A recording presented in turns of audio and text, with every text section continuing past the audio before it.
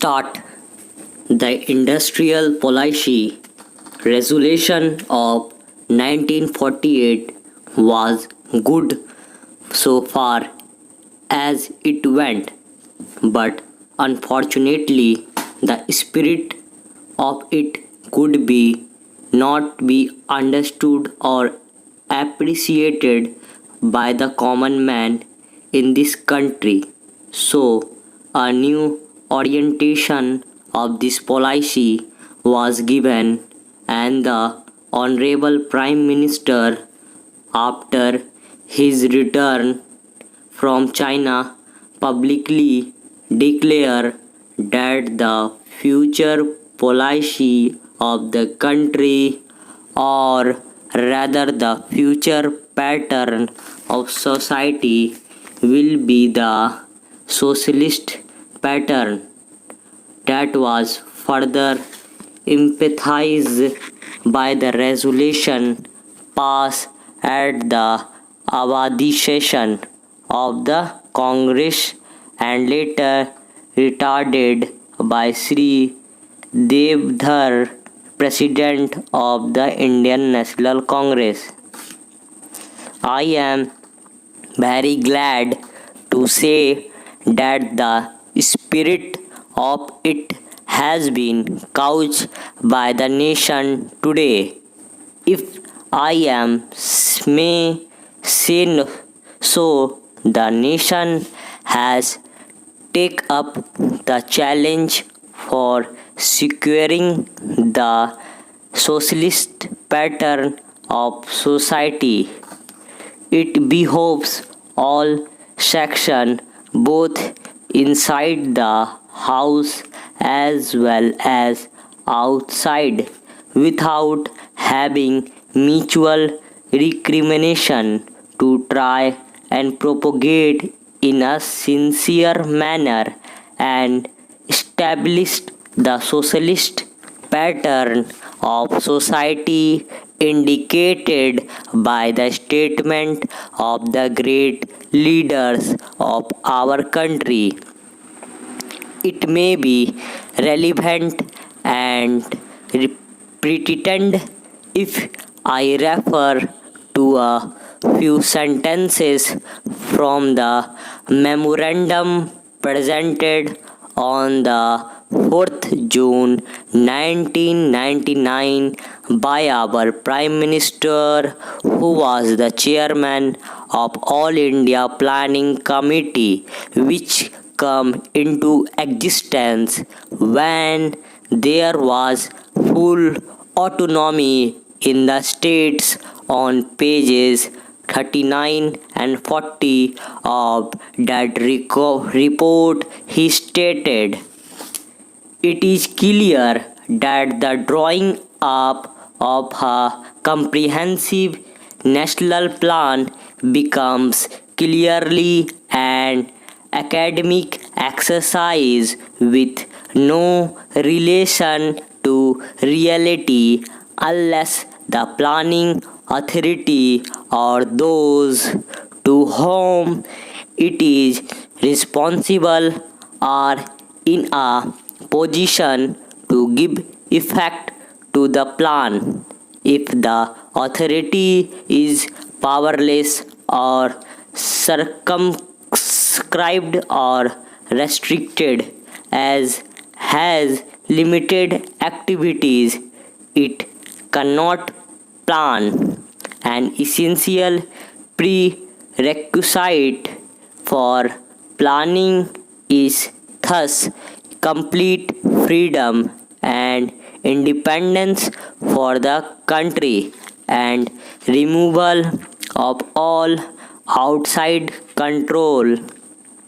This implies that the country possesses in itself full sovereign authority to take any measures, adopt any policies, and form any relations with other countries as may seem best to its governing authority in the interests of the country and its people. National independence is thus an indispensable preliminary for taking all steps that might be found necessary for carrying out the 5-year plan in all various aspects throughout the whole country. At the present moment, it is clear that not only have we in India no national independence, but we are hemmed in and obstructed by numerous restrictions, limitations, safeguards, and reservations which block the path to planning and progress. Our plan for national development must therefore be drawn up for a free and independent India. Thanks to the sacrifice made by millions of our countrymen and countrywomen under the leadership of the father of the nation, Mahatma Gandhi, we have today secured completed political independence at the time when the nations of the world were engaged in the bitterest struggle using all the weapons of destruction. If therefore we have secured political independence during the period of a quarter of a country, it should not be difficult, especially when we are today masters in our own country, to secure a socialist pattern of society, as has already been indicated. But it requires the assistance, the propaganda, the active work of all those who are interested in this. I am sure so long as my honorable friend, the minister, the deputy minister, and the other minister who represent the commerce and industry ministry can give us an assurance that the capitalist pattern would be avoided. Some of us who believe in a socialist democracy give an undertaking that certainly totalitarian policy will not be in this country, because we have believed all along during the fight that we have given to the British government when we secured political independence that we shall try to maintain democracy undiluted and a socialist democracy at all.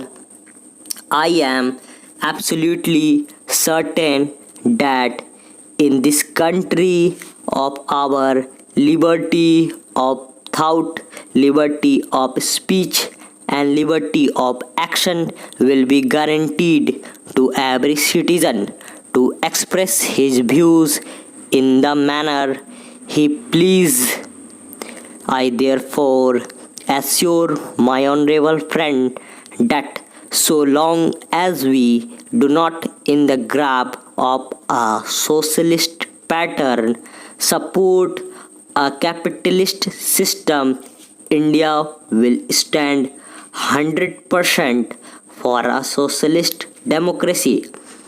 Now, luckily for us, the fundamental rights of the Constitution have declared that a citizen would be assured of many of the social amenities which will be reasonable comfort from the home to the grave.